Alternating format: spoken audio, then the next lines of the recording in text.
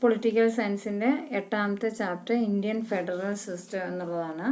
അതിനെക്കുറിച്ചിട്ട് മെയിനായിട്ട് വരുന്ന പോയിന്റുകൾ എന്തൊക്കെയാണെന്ന് നോക്കാം. ഇന്ത്യൻ ഫെഡറൽ സിസ്റ്റം എന്ന് പറയുമ്പോൾ ദ്വിതല ഗവൺമെൻറ്റിനെ കുറിച്ചിട്ടാണ് പറയുന്നത്. ദ്വിതല ഗവൺമെൻറ് എന്ന് പറയുമ്പോൾ സ്റ്റേറ്റ്, സെൻട്രൽ, അതായത് കേന്ദ്ര ഗവൺമെൻറ്റും സ്റ്റേറ്റ് ഗവൺമെൻറ്റും, അതാണ് ഇവിടെ ദ്വിതല ഗവൺമെൻറ് എന്നതുകൊണ്ട് ഉദ്ദേശിക്കുന്നത്.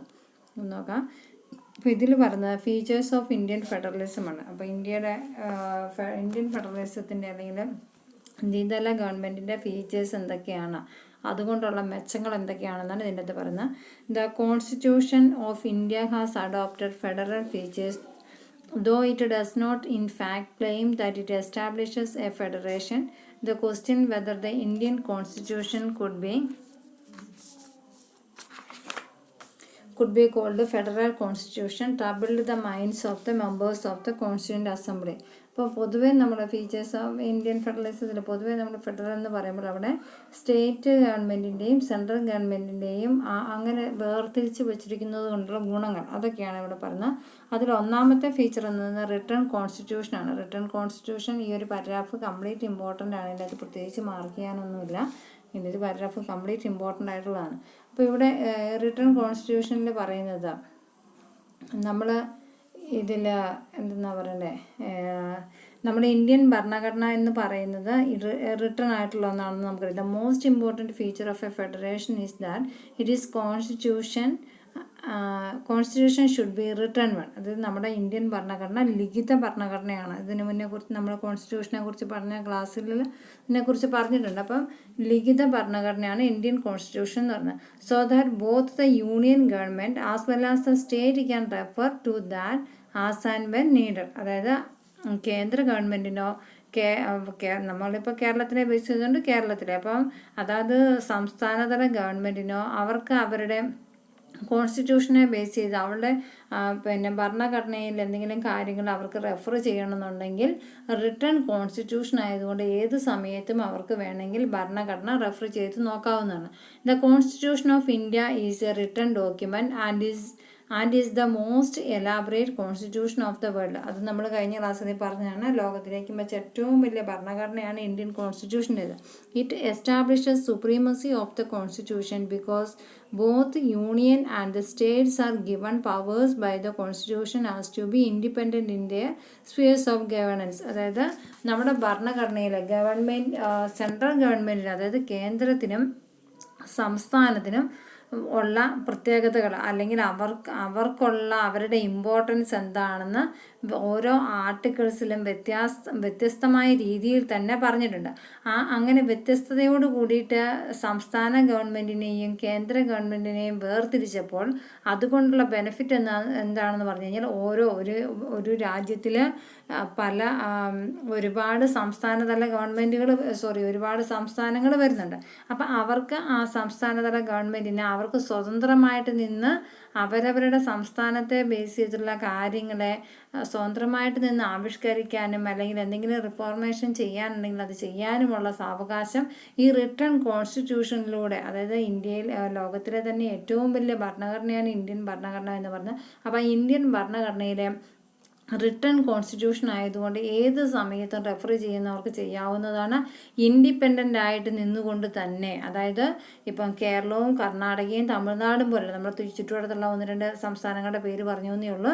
അപ്പം ഇപ്പോൾ എക്സാമ്പിൾ പറയുകയാണെങ്കിൽ ഈ 3 സംസ്ഥാനതല ഗവൺമെൻറ്റിനെ എടുക്കുകയാണെങ്കിൽ അവർക്ക് ഇൻഡിപെൻഡൻ്റ് ആയിട്ട് അവരുടെ സംസ്ഥാനങ്ങൾക്ക് ഓരോ നിയമങ്ങളെയും നിർദ്ദേശങ്ങളും കൊടുത്ത് അവർക്ക് സ്വന്തം കാലിൽ നിൽക്കാനുള്ള ഒരു കപ്പാസിറ്റി ഒരുക്കാൻ പറ്റുന്ന രീതിയിലാണ് നമ്മുടെ ഇന്ത്യൻ കോൺസ്റ്റിറ്റ്യൂഷൻ പ്രിപ്പയർ ചെയ്തിരിക്കുന്നത്, അല്ലെങ്കിൽ അതിൻ്റെ ഘടന അങ്ങനെയാണ്. സെക്കൻഡ് വൺ റിജിഡ് കോൺസ്റ്റിറ്റ്യൂഷനാണ്. എന്താണ് റിജിഡ് കോൺസ്റ്റിറ്റ്യൂഷൻ എന്ന് പറഞ്ഞു കഴിഞ്ഞാൽ?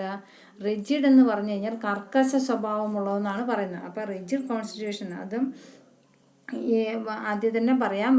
Return constitution, rigid constitution, division of powers, supremacy of the judiciary. ഇതിനകത്ത് ഞാൻ പ്രത്യേകിച്ച് ഒന്നും അണ്ടർലൈൻ ചെയ്യുന്നില്ല. ആ പാരഗ്രാഫ് എല്ലാം ഇമ്പോർട്ടൻ്റ് ആണ്. So you have to read every paragraph.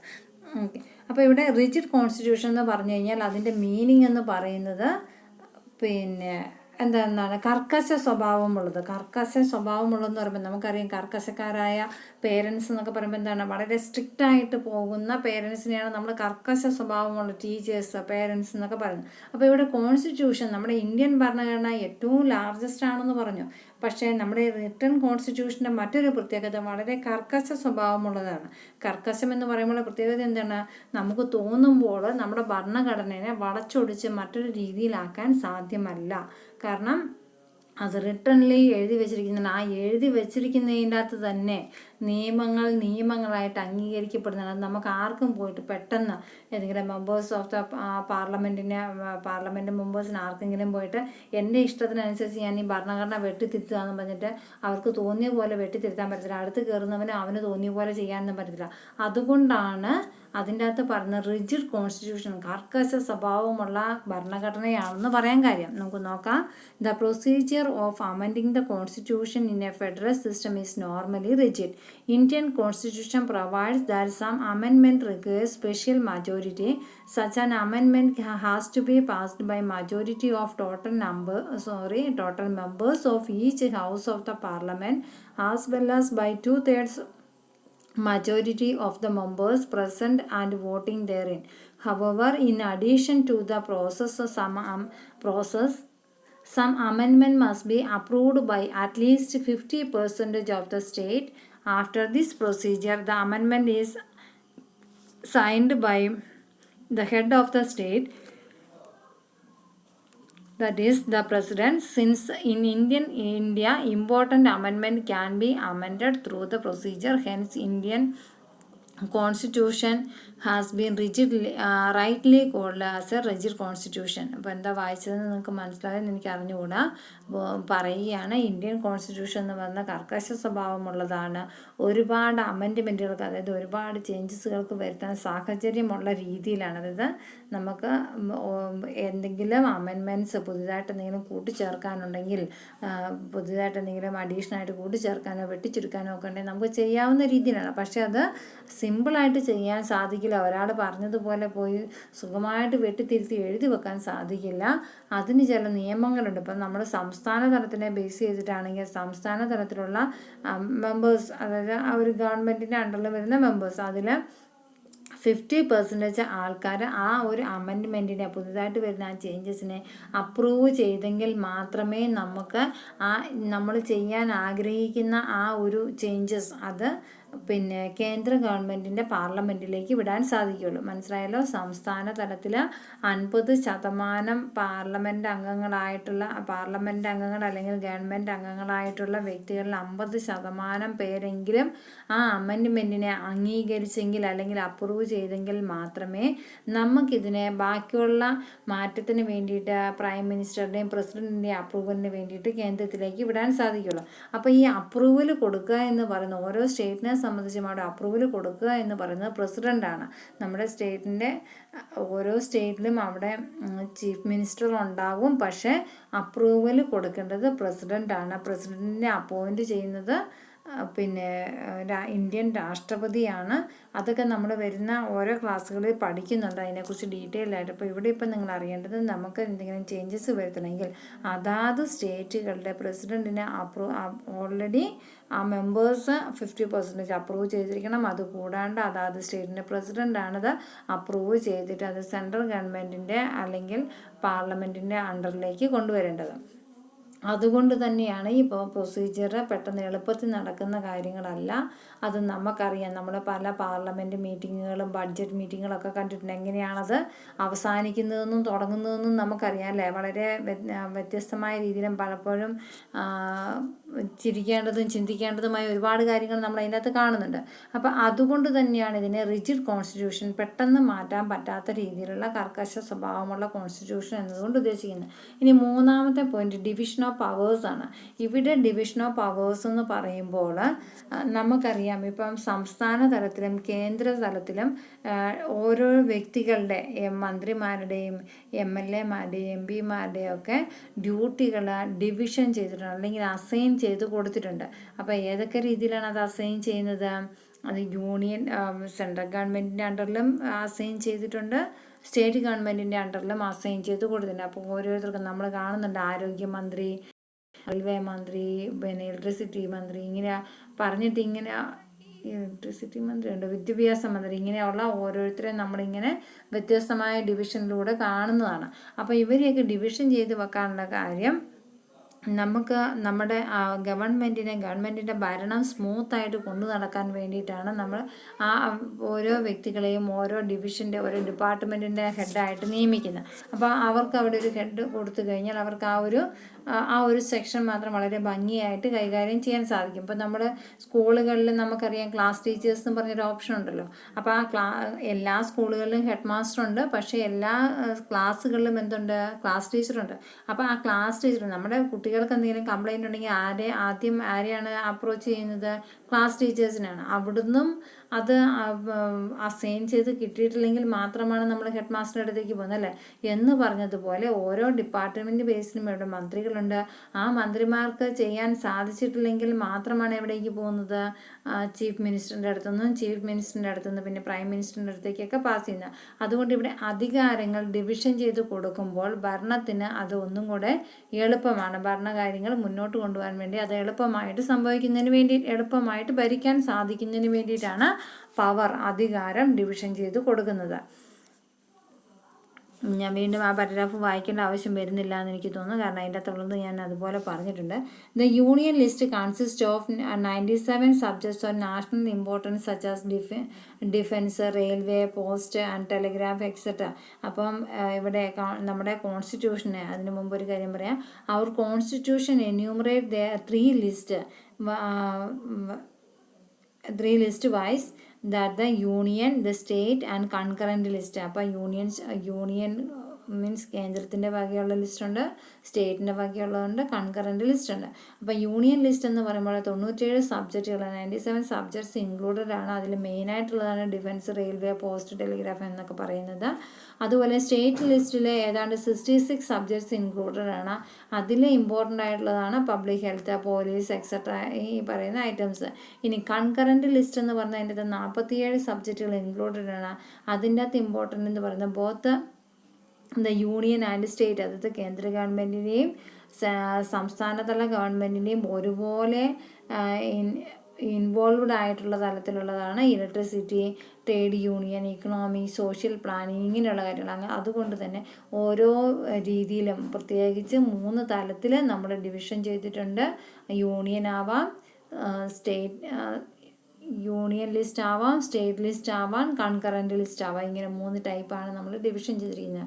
ഇനി അടുത്ത point supremacy of the judiciary എന്നുള്ളതാണ്. സുപ്രീമസി ഓഫ് ദി ജുഡീഷ്യറി എന്ന് പറയുമ്പോൾ എന്താണ്, നമ്മുടെ പിന്നെ എന്താ പറയണ്ടേ, it is an independent judiciary to interrupt the constitution and to maintain its sanity. അതായത് ജുഡീഷ്യറി അല്ലെങ്കിൽ നമുക്കറിയാം നമ്മുടെയൊക്കെ ലോകം അല്ലെങ്കിൽ നമ്മുടെ പ്രവർത്തികൾ എങ്ങനെയാണ് പോകുന്നതെന്ന്. അപ്പോൾ the Supreme Court of India has the original jurisdiction to settle dispute between union and state. അത് കേന്ദ്രവും സംസ്ഥാനവും തമ്മിലുള്ള വഴക്കുകളുണ്ടെങ്കിൽ അത് തീർക്കാൻ അല്ലെങ്കിൽ അതിന് തീർപ്പ് കൽപ്പിക്കുന്ന സുപ്രീം കോർട്ട് ഓഫ് ഇന്ത്യയാണ്. And it can declare a law as unconstitutional if it contravenes any provision of the constitution. അപ്പോൾ ഇതിൻ്റെ അകത്ത് എന്തെങ്കിലും തീരുമാനങ്ങൾ മാറ്റാനോ എന്തെങ്കിലുമൊക്കെ ചെയ്യാനുണ്ടെങ്കിൽ അത് സുപ്രീം കോർട്ടാണ്. നമ്മുടെയൊക്കെ പരമോന്നത കോടതി എന്ന് പറയുന്നത് സുപ്രീം കോർട്ടാണ്.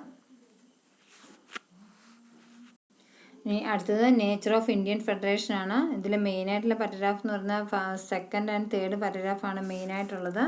അതിൽ ഫെഡറലിസം എന്ന് പറയുന്നത് എന്താണ്, കോമ്പൗണ്ട് മോഡ് ഓഫ് 2 ഗവൺമെൻറ്റ്സ് ആണ്. ഫെഡറലിസം എന്ന് പറയുമ്പോൾ കേന്ദ്രത്തിൻ്റെയും സംസ്ഥാനത്തിൻ്റെയും രണ്ടും കൂടെ മിക്സ് ആയിട്ടുള്ള അല്ലെങ്കിൽ രണ്ടും ഇൻക്ലൂഡഡ് ആയിട്ടുള്ള ഒന്നിനെ നമ്മൾ ഫെഡറലിസം എന്ന് പറയുന്നത്. അത് ഞാൻ ആദ്യം പറഞ്ഞിരുന്നു, state government and central government. അപ്പം that is in one system there will be a mixer of 2 governments. അപ്പം നമ്മുടെ കോൺസ്റ്റിറ്റ്യൂഷൻ്റെ പ്രത്യേകത, നമ്മുടെ കോൺസ്റ്റിറ്റ്യൂഷനിൽ സ്റ്റേറ്റ് ഗവൺമെൻറ്റും ഉണ്ട്, യൂണിയൻ ഗവൺമെൻറ്റും ഉണ്ട്. And with the center in India, federalism as a distribution of authority around the local, national, state governments. അപ്പോൾ നമ്മുടെ ഗവൺമെൻറ്റിൻ്റെ ഓരോന്നിൻ്റെയും ഡിസ്ട്രിബ്യൂഷൻ ഓഫ് അതോറിറ്റി, നേരത്തെ പറഞ്ഞ ഡിവിഷൻ ഓഫ് പവേഴ്സ്, അത് എവിടെയുണ്ട്? ലോക്കലിയും ഉണ്ട്, നാഷണൽ ലെവലിലും ഉണ്ട്. ലോക്കലി മീൻസ് സ്റ്റേറ്റ് ലെവലിലും ഉണ്ട്, നാഷണൽ ലെവലിലും ഉണ്ട്. നമുക്കിവിടെ എന്തൊക്കെയാണ് പറഞ്ഞത് നോക്കാം. Article 1 of the constitution described India as A union of state which implies two things. Firstly, it is not the result of an agreement among the state.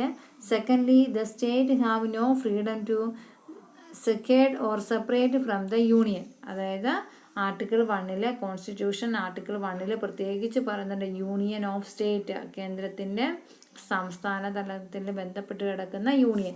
അപ്പോൾ അതിനെ which implies 2 things. അതിൻ്റെ union of state എന്ന് പറയുമ്പോൾ 2 കാര്യങ്ങൾ included ആണ്. ഒന്നാമത്തെ കാര്യം, it is not the result of an agreement among the state, അതായത് സ്റ്റേറ്റുകൾക്ക് മാത്രമായിട്ട് ഒരു എഗ്രിമെൻറ്റ് ഇല്ല. Secondly, the state have no freedom. അപ്പം സ്വതന്ത്രമായിട്ട് ചിന്തിക്കാനും പ്രവർത്തിക്കാനുമായിട്ട് ഗവൺമെൻറ് ഉണ്ടെന്നും പറഞ്ഞുകൊണ്ട് അവർക്ക് അങ്ങനെ ഫ്രീഡം ഒന്നുമില്ല. ആരുടെ അണ്ടറിലാണുള്ളത്? അവർ യൂണിയൻ്റെ അണ്ടറിലാണ്. കാര്യം എന്തെങ്കിലും തീരുമാനങ്ങൾ ചെയ്യണമെങ്കിൽ അത് നമ്മുടെ പ്രധാനമന്ത്രി, ഇന്ത്യൻ രാഷ്ട്രപതിയൊക്കെ അംഗീകരിക്കണം, ഇന്ത്യൻ പ്രസിഡൻ്റൊക്കെ പറയണം. അങ്ങനെയെങ്കിൽ മാത്രമേ അവർക്ക് അതിനുള്ള അധികാരമുള്ളൂ. ചെയ്യാനുള്ള അധികാരമുണ്ടെന്ന് പറഞ്ഞാൽ ഏതും ചെയ്യാൻ പറ്റത്തില്ല. ഇവിടുന്ന് എന്തെങ്കിലും മാറ്റങ്ങളുണ്ടെങ്കിൽ അത് ചെയ്ത് കിട്ടണമെങ്കിൽ ആരുടെ അംഗീകാരം വേണം? ഇന്ത്യൻ പ്രസിഡൻ്റ് പ്ലസ് പ്രധാനമന്ത്രിയുടെ അംഗീകാരവും ഉണ്ടെങ്കിൽ മാത്രമേ ചെയ്യാൻ പറ്റൂ. അങ്ങനെ ഫ്രീഡം ഉണ്ടെന്ന് പറഞ്ഞാൽ അങ്ങോട്ട് അർമാദിക്കാൻ വരട്ടെ, അതിനൊക്കെ നിയന്ത്രണങ്ങളുണ്ട്. Besides, the Constitution of the Union and the state is a single framework from which neither can get out and within which they must function. The federation is a union because it is indestructible and helps to maintain the unity of the country. അപ്പം ഒരു രാജ്യത്തിൻ്റെ അഖണ്ഡത പാലിക്കാൻ വേണ്ടിയിട്ട് ഗവൺമെൻറ്റുകളും, അതായത് central ഗവൺമെൻറ്റുകളും കേന്ദ്ര ഗവൺമെൻറ്റും സംസ്ഥാന തല ഗവൺമെൻറ്റുകളും ഒന്നിച്ച് നിന്ന് പ്രവർത്തിക്കേണ്ടതാണ്. The center appoints the governors of the state and may take over the administration of the state on the recommendations of the governor otherwise. In other words, governor is the agent of the center in the state. അതായത് governor എന്ന് പറയുന്നത് പിന്നെ സ്റ്റേറ്റിൻ്റെ അല്ലെങ്കിൽ സ്റ്റേറ്റിലെ governor എന്ന് പറയുന്നത് സെൻറ്ററിൻ്റെ, അതായത് കേന്ദ്ര ഗവൺമെൻറ്റിൻ്റെ ഏജൻ്റായിട്ട് പ്രവർത്തിക്കുന്നതാണ്. The working of Indian federal system clearly reveals that the governor has acted more as a center's representative than as the head of the state. This enables the union government to exercise control over the state administration. This control of the union over state after the imposition of national emergency. ഇവിടെ വേറൊന്നുമില്ല, സ്റ്റേറ്റുകൾക്ക് തന്നെ തീരുമാനങ്ങൾ ഉൾക്കൊള്ളാൻ സാധിക്കില്ല. കേന്ദ്രത്തിൻ്റെ അപ്രൂവലോടും അംഗീകാരത്തോടും കൂടി മാത്രമേ എന്തെങ്കിലും തീരുമാനങ്ങൾ ഉൾക്കൊള്ളാൻ സാധിക്കുകയുള്ളൂ എന്നാണ് ഇവിടെ പറയുന്നത്.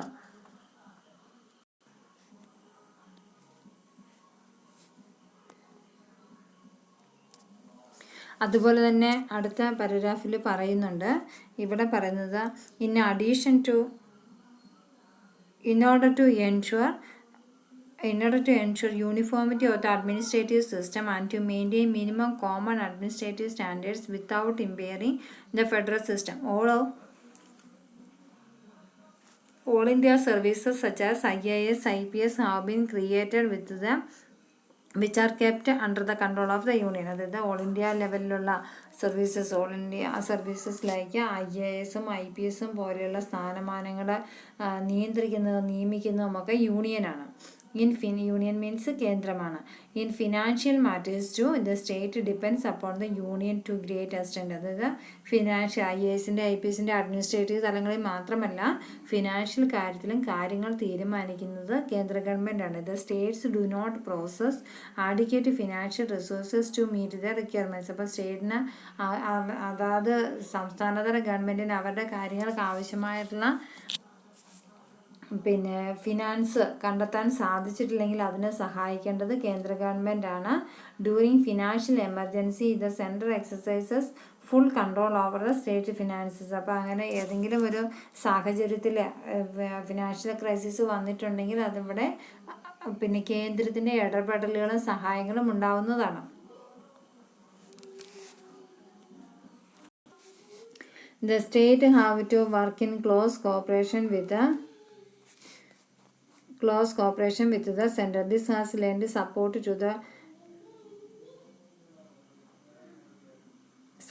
the contention that the Indian Constitution is federal in form but unitary in spirit. Constitution experts have called it as a semi-federal or quasi-federal system. അപ്പം ഇങ്ങനെയുള്ള സംസ്ഥാനതല കേന്ദ്ര ഗവൺമെൻറ്റുകൾ തമ്മിലുള്ള ആ ഒരു ബന്ധത്തെ പൊതുവെ സെമി ഫെഡറൽ അല്ലെങ്കിൽ ക്വാസി ഫെഡറൽ സിസ്റ്റം എന്നാണ് പറയപ്പെടുന്നത്. സെമി ഫെഡറൽ എന്നോ ക്വാസി ഫെഡറൽ എന്നോ പറഞ്ഞു കഴിഞ്ഞാൽ it combines the features of federal government and the features of unitary government. അപ്പോൾ അത് സംസ്ഥാനതല ഗവൺമെൻറ്റിൻ്റെയും കേന്ദ്രതല ഗവൺമെൻറ്റിൻ്റെയും രണ്ടും കൂടെ മിക്സിങ് ആയിട്ടുള്ള അല്ലെങ്കിൽ രണ്ടും കൂടെ കമ്പൈൻ ചെയ്ത് പോകുന്നതിനെ നമുക്ക് എന്ത് പറയാൻ പറ്റും? Quasi federal system or semi federal system എന്ന് പറയാവുന്നതാണ്. Central state relations. ഇനി സെൻട്രൽ കേന്ദ്ര ഗവൺമെൻറ്റും സംസ്ഥാനതല ഗവൺമെൻറ്റും തമ്മിലുള്ള ബന്ധങ്ങൾ എന്തൊക്കെയാണെന്നാണ് ഇവിടെ പറയുന്നത്. അതിൻ്റെ അകത്ത് ലെജിസ്ലേറ്റീവ് റിലേഷൻസ് എന്ന് പറഞ്ഞാൽ എന്താണ്? നിയമങ്ങളുമായിട്ട് ബന്ധപ്പെട്ട് കിടക്കുമ്പോൾ അതെങ്ങനെയാണെന്നാണ്. Regarding legislative relations there is a 3-fold division of powers in the constitution. We have followed a system in which there are 2 lists of legislative powers, one for the center and for the state, known as the union list and the state list respectively. An additional list is called concurrent list also has been added. നമ്മൾ നേരത്തെ പറഞ്ഞതുപോലെ കാര്യങ്ങൾ നിയമപരമായിട്ടുള്ള കാര്യങ്ങൾ തീരുമാനിക്കുന്ന നമ്മുടെ union list, state list and concurrent list, ഇങ്ങനെ 3 കാര്യങ്ങളുണ്ട്. The union list which consists of 97 subjects of national interest is the largest of the 3 lists. അതായത് യൂണിയൻ ലിസ്റ്റിൽ 97 സബ്ജക്റ്റുകൾ അടങ്ങിയിട്ടുണ്ട്. ഇതിന് തൊട്ട് മുമ്പിലത്തെ ഒരു പാരഗ്രാഫിൽ ഞാൻ പറഞ്ഞിട്ടുണ്ടായിരുന്നു. സ്റ്റേറ്റ് ലിസ്റ്റിൽ 66 സബ്ജക്ട്സുകളുണ്ട്. അതുപോലെ കൺകറൻറ്റ് ലിസ്റ്റിൽ എത്രയുണ്ട്? 47 സബ്ജക്ട്സുകളുണ്ട്. അപ്പോൾ ഇത്രയും ഈ സബ്ജക്റ്റുകളൊക്കെ പിന്നെ രണ്ട് ഫെഡറൽ സിസ്റ്റം, അതായത് യൂണിയനും സ്റ്റേറ്റും ഒന്നിച്ചു നിന്ന് മുന്നോട്ട് പോയെങ്കിൽ മാത്രമേ ഈ ലിസ്റ്റുകളൊക്കെ നമുക്ക് നിയമപരമായിട്ട് മുന്നോട്ട് കൊണ്ടുപോകാൻ സാധിക്കുള്ളൂ. സെക്കൻഡ്ലി അഡ്മിനിസ്ട്രേറ്റീവ് റിലേഷൻസ് ആണ്. അഡ്മിനിസ്ട്രേറ്റീവ് റിലേഷൻസ് ഞാൻ നേരത്തെ പറഞ്ഞതുപോലെ യൂണിയൻ ഗവൺമെൻറ്റിനും സ്റ്റേറ്റ് ഗവൺമെൻറ്റിനും ഒരുപോലെ അധികാര പരിധികളുണ്ട്. അത് പവേഴ്സ് അവിടെ ഡിവിഷൻ ചെയ്ത് കൊടുത്തിട്ടുണ്ട്. ഓരോ സെക്ഷൻസ് ബൈ സെക്ഷൻസ് ആയിട്ട് അവിടെ ഡിവിഷൻ ചെയ്ത് കൊടുത്തിട്ടുണ്ട്. പിന്നെ Indian administrative system like IAS, IPS ഇതുപോലെയുള്ള പദവികളിലേക്ക് ഉള്ള പിന്നെ മെമ്പേഴ്സിനെ സെലക്ട് ചെയ്യുന്നതും അതിനെ അപ്പോയിൻറ്റ് ചെയ്യുന്നതും ഒക്കെ സെൻട്രൽ ഗവൺമെൻറ്റാണ്. ആൻഡ് സെൻട്രൽ ഗവൺമെൻറ്റിൻ്റെ സഹായത്തോട് കൂടിയിട്ടാണ് ഇതുപോലുള്ള പിന്നെ അഡ്മിനിസ്ട്രേറ്റീവ് സിസ്റ്റത്തിൽപ്പെട്ട ആൾക്കാരെ അപ്പോയിൻറ്റ് ചെയ്യുന്നത്. The constitution also makes provision for the creation of new all India services by the parliament on the recommendation of the Rajya Sabha, പിന്നെ പ്രസിഡൻറ്റും. അപ്പം രാജ്യസഭയുടെയും പ്രസിഡൻറ്റിൻ്റെയും അംഗീകാരത്തോടു കൂടിയിട്ടാണ് അഡ്മിനിസ്ട്രേറ്റീവ് തലത്തിലുള്ള IPS, IAS പോലുള്ള മെമ്പേഴ്സിനെ സെലക്ട് ചെയ്യപ്പെടുന്നത്. ഇതുകൂടാതെ financial relations. The parliament can levy taxes on the subject included in the union list. അപ്പോൾ പാർലമെൻറ്റിന് യൂണിയൻ ലിസ്റ്റിൻ്റെ പേരിൽ നമ്മൾ പറഞ്ഞിരുന്നല്ലോ, യൂണിയൻ ലിസ്റ്റും കൺകറന്റ് ലിസ്റ്റും സ്റ്റേറ്റ് ലിസ്റ്റും ഉണ്ട്. അപ്പോൾ സ്റ്റേറ്റ് ലിസ്റ്റിൻ്റെ അടുത്ത് നിന്ന് ടാക്സസ് ആവശ്യപ്പെടാവുന്നതാണ്, നമ്മൾ അടയ്ക്കേണ്ടതാണ്. By and large taxes the have the inter state base are levied by the centre and those with local base by the state. അപ്പോൾ ഓരോ സ്റ്റേറ്റ് ബേസിൽ ഫിനാൻഷ്യൽ സിസ്റ്റത്തിൻ്റെ ബേസിൽ ഓരോ സ്റ്റേറ്റുകളും സെൻട്രൽ സ്റ്റേറ്റിന് ടാക്സസുകൾ പേ ചെയ്യേണ്ടതാണ്. The union list consist of items of taxation. ഏതൊക്കെ കാര്യങ്ങളിലാണ് union list taxes levied ചെയ്യുന്നതെന്നാണ് ഇവിടെ പറഞ്ഞിരിക്കുന്നത്.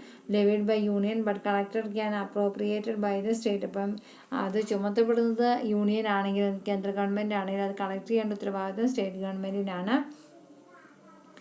പിന്നെ റെയിൽവേ ത്രൂ അല്ലെങ്കിൽ മെഡിസിൻ്റെ ബേസിലുണ്ട്, സ്റ്റാമ്പ് ഡ്യൂട്ടീസിൻ്റെ ബേസിലുണ്ട്, പിന്നെ റെയിൽവേയുടെ ബേസിൽ, എയർ ട്രാൻസ്പോർട്ടിൻ്റെ ബേസിൽ, പിന്നെ യൂണിയൻ എക്സൈസ് ഡ്യൂട്ടീസിൻ്റെ ബേസിൽ, ടോയ്ലറ്റ് പ്രിപ്പറേഷൻസിൻ്റെ ബേസിൽ സർചാർജ് ഉണ്ട്. പിന്നെ ഇതിൻ്റെ ടാക്സസ് അഗ്രികൾച്ചറിൻ്റെ ബേസിലുള്ള ടാക്സസ് ഉണ്ട്. അപ്പോൾ ഇത്രയും കാര്യങ്ങളാണ് ഈ ചാപ്റ്ററിലുള്ളത്. വായിച്ച് മനസ്സിലാക്കി വെക്കുക.